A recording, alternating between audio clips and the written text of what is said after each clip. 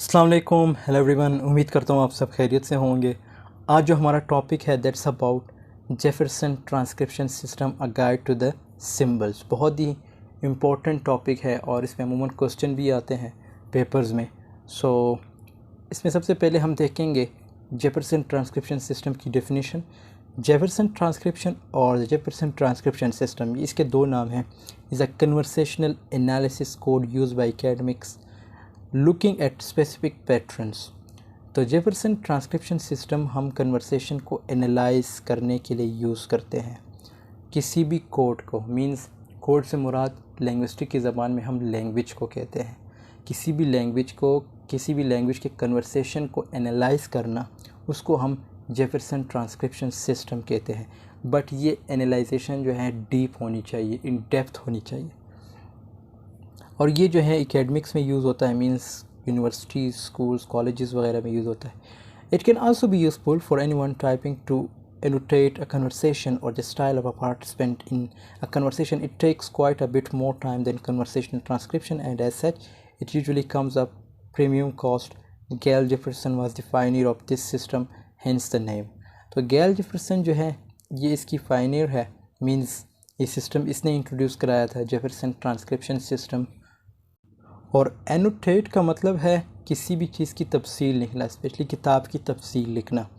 यहाँ पे मतलब जब हम जेफरसन ट्रांसक्रिप्शन सिस्टम देखते हैं, उसको जब पढ़ते हैं, तो उसमें हमने ये देखना होता है कि कहाँ पे पॉज यूज़ किया गया है, कहाँ पे क्या कोमा यूज़ किया गया है, और ये सब चीज़ें हमने डिटेल में देखनी होती है, तभी हम इसको जेफरसन ट्रांसक्रिप्शन सिस्टम के फॉर्म में ला सकते हैं। जैसे मैंने बताया कि आपको सब कुछ डेप्थ में करना होगा। जब डेप्थ में आप कन्वर्सेशन को एनालाइज करोगे तभी वो जेफरसन ट्रांसक्रिप्शन सिस्टम कहलाएगा। अब बात करते हैं, Jefferson transcription provides a method for annotating speech with details of performances. देखो यहाँ पे वर्ड डिटेल यूज़ किया गया है कि जो भी आप एनालाइज करते हो कन्वर्सेशन में, उसको आपने डिटेल में करना होता है। एनोटेट का मतलब यही है कि आपने किसी चीज़ की तफसील लिखनी होती है, स्पेशली स्पीच हो गई, टेक्स्ट हो गई। और performance acts, text, movements and interaction between actors, content and context, जिसमें एक्ट्स भी आते हैं, कंटेक्स्ट भी आते हैं, मूवमेंट भी आती है, इंटरेक्शन बिटवीन एक्टर्स भी आते हैं, और content and context. Transcription symbols for conversational analysis. सबसे पहला जो सिंबल है, फिर उसके बाद इसकी डेफिनेशन एंड यूज़ है। ये इम्पोर्टेंट है, इसको गौर से देख लीजिएगा आप लोग। यह ओके का क्या मतलब है? Overlapping talk. ओवरलैप का मतलब है एक चीज़ का बढ़कर दूसरी चीज़ को डांक लेना, उसको हम ओवरलैप कहते हैं। अब यहाँ पे जो इज इक्वल टू है, इसको हम क्या कहते हैं? End of one TCU। TCU का मतलब है turn construction unit, end beginning of next begin with no gap pause in between. तो इसमें हमने पॉज नहीं देना होता, मीन्स वक्फा नहीं देना होता, no gap, no pause between. Sometimes a slight overlap with their speaker change, लेकिन कभी कभार हम स्लाइट ओवरलैप देते हैं। ये मीन्स स्लाइट जो गैप है वो देते हैं। Can also be used when TCU continues on new line in transcript. And यहाँ पे जो इन्वर्टेड कोमाज हैं, वो इसमें जो मतलब एक डॉट लिखा गया है, brief interval usually between 0.08 and 0.2 seconds. तो ये जो बॉक्स है, इसमें जो कोमा है, ये हम कब यूज़ करते हैं? जब हमने ब्रीफ इंटरवल देना हो, यूजुअली बिटवीन 0.08, यहाँ पे मेंशन किए गए वो सेकेंड्स भी, और 1.4 ये कब? ये time in absolute seconds between and of a word and beginning of next. तो बिल्कुल जब वर्ड्स की एंडिंग होती है और नए वर्ड्स की जो है शुरुआत होती है, तब हम यूज़ करते हैं। जैसे फुल स्टॉप के बाद हम अमूमन थोड़ा स्टॉप करते हैं। अल्टरनेटिव मेथड नॉन 1000 to 1000, 0.2, 0.7, तो ये उसके सेकंड्स मेंशन किए गए। Word first letter underline, word फिर colon, colon underline. Underlining indicates emphasis placement, indicates which syllables are emphasized. जब भी हम बात करते हैं, कुछ ऐसे syllables होते हैं जिन पे हमने emphasize करना होता है, कुछ ऐसे लेटर्स होते हैं जिन पे हमने एम्फसाइज करना होता है, तो वहाँ पे कॉलन का यूज़ होता है। मींस जेफरसन ट्रांसक्रिप्शन सिस्टम है, उसे हम कॉलन कहते हैं। फिर उसके बाद प्लेसमेंट विद इन वर्ड में also indicate timing, direction of pitch movement, letter underlining में इंडिकेट लोकेशन और पिच मूवमेंट। तो इसमें आपकी जो क्वालिटी है वॉइस की, उसका भी जिक्र आ जाता है कि आपकी जो क्वालिटी है वॉइस की वो कितनी ऊपर है और कितनी लो है। वर्ड कॉलन, फिर R D. Colon indicates prolong vowel और कॉन्सनेंट। तो ये इंडिकेट करती है किस चीज़ को, प्रोलॉन्ग वावल्स और कॉन्सनेंट को। ये हर वर्ड में कोई ना कोई प्रोलॉन्ग वावल होता है और कॉन्सनेंट होते हैं। वन और टू कॉलन्स कॉमन, 3 और more colons only in extreme cases. 1 और 2 कॉलन जो है ये कॉमन है, ठीक है, ये आप हर जगह देख सकते हो। लेकिन 3 और मोर कॉलन्स जो है ये आपको किसी न किसी केस में नज़र आएंगे, हर जगह नज़र नहीं आ सकते, ना हर कन्वर्सेशन में आपको देखने को मिलेंगे। अब यहाँ पे 2 वर्ड्स हैं। वर्ड से पहले एक एरो है जो ऊपर की तरफ है, एक दूसरा वर्ड है जो एरो है वो नीचे की तरफ। अब mark, shift, pitch up, down, वो double arrows can be use with extreme pitch shifts. जब भी आपकी वॉइस क्वालिटी ऊपर की तरफ होती है तो इट मीन्स एरो जो है ऊपर की तरफ होगी। कि कब आपने, अब यहाँ पे बिल्कुल बात वही आ जाती है कि जब मेल होता है उसकी वॉइस क्वालिटी जो है हाई होती है, जो फीमेल होती है उसकी वॉइस क्वालिटी इतनी हाई नहीं होती। सो ऑब्वियसली उसकी जो वॉइस है वो श्रिल होती है, लेकिन मेल जो है अपने आप को जो है ऐसे रिप्रेजेंट करता है कि I am dominant.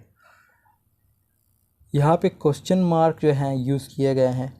Markers of final pitch direction at TCU boundary, final falling intonation. So जब बिल्कुल आप अपने सेंटेंसेस को या प्रेस को एंड करते हो तो ऑब्वियसली आपने फुल स्टॉप लगाना होता है, फॉलिंग इंटोनेशन होती है। एंड स्लाइट राइजिंग इंटोनेशन, जब आप ये कोमा यूज़ करते हो तो ये स्लाइट राइजिंग इंटोनेशन होती है। एंड लेवल फ्लैट इंटोनेशन जब आप ये यूज़ करते हो, और इसी तरह medium falling rising intonation, dip and rise, sharp rising intonation जब आप क्वेश्चन मार्क यूज़ करते हो। Word upper case indicates syllables और words louder than surrounding speech by the same speaker. अब यहाँ पे वर्ड है इन्वर्टेड कोमास में, तो यहाँ ये किस चीज़ को रिप्रेजेंट करते हैं, डिग्री, मतलब ये जो इन्वर्टेड कोमास है ये डिग्री के फॉर्म में है।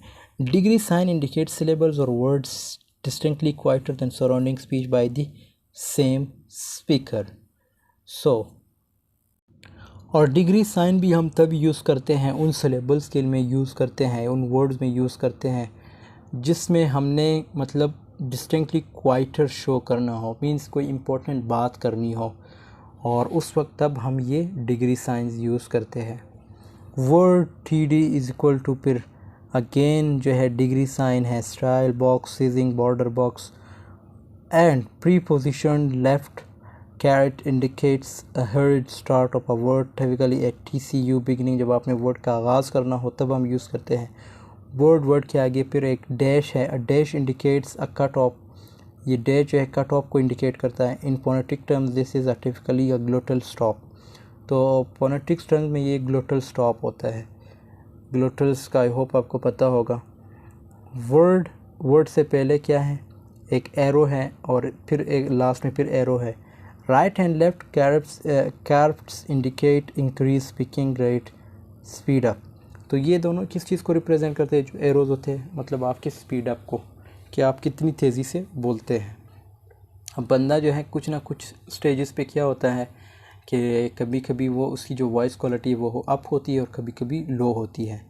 जब वो घबराया होता है तो ऑब्वियसली उसकी जो वॉइस क्वालिटी है तो वो लो होती है, और जब वो एनर्जेटिक होता है तो उसकी जो वॉइस क्वालिटी है वो अप होती है। इसी तरह left right cats indicate increase and speaking rate slowing down. तो ये जो लेफ़्ट राइट कैट्स है ये इंडिकेट भी करती है किस चीज़ को, कि आपकी जो वॉइस क्वालिटी है वो लो है। एच से पहले एक डैश है। In breath their letters indicate normal duration, longer shorter in breaths indicates with fewer और मोर लेटर। और ये बिल्कुल तब हम यूज़ करते हैं जब हम सपोज़ कन्वर्सेशन कर रहे हो और हम थोड़ी देर के लिए अपने आप जो अपनी सांस है वो रोक लेते हैं, इन ब्रीथ करते हैं, सो तब हम यूज़ करते हैं और ये शॉर्टर इन ब्रीथ होती है। एच एच एच अब अगेन आया है क्योंकि वो पहले उससे पहले एक डैश था एच एच एच से पहले, अब ये बिल्कुल प्योर है। So out breath 3 letters indicate normal duration, longer or shorter in breaths indicate with 4 or more letters. WHH or can also indicate aspiration breathness within a word, not laughter. तो ये भी जो है आपकी जो इंडिकेट एस्पायरेशन जो है आपको इंडिकेट करती है। अब एस्पायरेशन वर्ड्स कौन से हमारे पास, ठ, ड एंड फ। तो आपने अमूमन देखा होगा जो ब्रिटिशर्स होते हैं वो इन पे वर्ड्स पे ज़्यादा ज़ोर देते हैं। जैसे वो कहते हैं पाकिस्तान, मींस फा पे उनका बहुत बड़ा मतलब ज़ोर होता है, इसी तरह ठा पे उनका ज़ोर होता है। तो आपने अमूमन जब आप कन्वर्सेशन को एनालाइज करेंगे तो जब आपको ब्रिटिशर कोई स्पीकर देखने को मिलेगा तो वो जो है इन वर्ड्स पे बहुत ज़्यादा ज़ोर देता है। WH or indicates abrupt spurts of breathness as and laughing while talking. And उसके बाद pound sign indicate smiley voice और सप्रेस्ड लाफ्टर। अब ये जो है आपकी स्माइली वॉइस को इंडिकेट करती है और इसी तरह आपकी जो सप्रेस्ड लाफ्टर होती है, जो हंसी आपने रोकी होती है, उसको इंडिकेट करती है। सप्रेस्ड टिपिकली स्कॉर्नफुल लाफ, जो एक खौफनाक हंसी होती है उसको जो है रिप्रेजेंट करती है। इसके लिए अदर वर्ड्स जो हम यूज़ करते हैं वो है स्नेकर एंड गिगल। फिर उसके बाद hash sign indicates creaky voice. Creaky voice कौन सी होती है, अ लो स्क्रैची साउंड, जो स्क्रैच जैसी साउंड नहीं होती उसको हम क्रैकी वॉइस कहते हैं। That occupies the vocal range below the common vocal register. उसके बाद क्या है, टाइट साइन इंडिकेट्स टाइट, और इस तरह वर्ड फिर टाइट sign indicates shaky voice as in crying. ये बिल्कुल आपकी जो रोने वाली आवाज़ होती है उसको जो है रिप्रेजेंट करती है। Word parentheses indicate uncertain words, no plausible candidate if empty, और इसी तरह जो double parentheses contain analyst comments और descriptions। अब ये बहुत इंटरेस्टिंग है, इसको आप लोगों ने समझना होगा।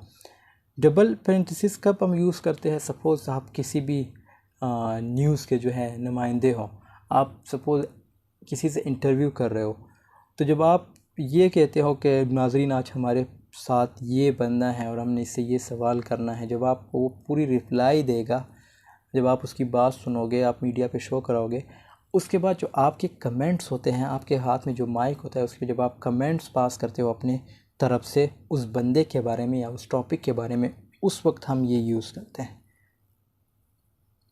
Jefferson transcription system symbols. अब यहाँ पे सिंबल है, डिस्क्रिप्शन है। जो डॉट है वो किस चीज़, ये माइक्रो पॉज है, मतलब आपने बिल्कुल छोटा सा पॉज देना हो कन्वर्सेशन में तब हम डॉट यूज़ करते हैं। अ पॉज और of no significant length. 0.7 a time pause means बिल्कुल हल्का सा पॉज हो, ये भी हम तब यूज़ करते हैं। और square bracket shows where speech overlaps, तो ये ओवरलैप के लिए यूज़ होता है कि स्पीच को कब ओवरलैप करना है, शो करना है। और इसी तरह arrow showing that the place of speech has quicken, और ये एरोज़ अगेन ये मैंने दोबारा लिख दिया है जो पिछली स्लाइड में था। ये डबल एरोज़ जो बिल्कुल मतलब लेफ़्ट और राइट पे हो, so arrow showing that the space of speech has slowed down. तो ये हम तब यूज़ करते हैं जब हमें ये पता चलता है कि जो बंदे की वॉइस है वो स्लो हो गई है। और इसी तरह अनक्लियर सेक्शन ये हम तब यूज़ करते हैं। और डबल जो पैरेंथेसिस होते हैं ये हम तब an entry requiring comment but without a symbol to explain it. Again देखो इसकी पूरी एक्सप्लेनेशन है, वहाँ पे तो सिर्फ आपने एक कन्वर्सेशन को एनालाइज किया था, यहाँ पे आप देख सकते हो कि पूरी एक्सप्लेनेशन दी है इन्होंने, डिस्क्रिप्शन दी है। तो जिसे मैंने बताया था कि ये हम तब यूज़ करते जब हमने अपने कमेंट पास करने होते। देखो इसने भी यही बात की है यहाँ पे। Underlying denotes a rise in volume और एम्फसाइज, ये हम तब यूज़ करते जब हमने अपनी वॉल्यूम को राइज करना हो और एम्फसाइज देनी हो किसी भी बात पे, किसी भी वर्ड पे। जब एरो ऊपर की तरफ हो तो राइज इन इंटोनेशन, डाउन हो तो ड्रॉप इन इंटोनेशन, और राइट साइड पे हो तो entered by the analyst to show a sentence of particular interest not usually added by the transcriber. और ये हम तब यूज़ करते हैं जो हमारे लिए जो सेंटेंसेस पर्टिकुलर हो, हमारे इंटरेस्ट के हो, हम तब यूज़ करते हैं।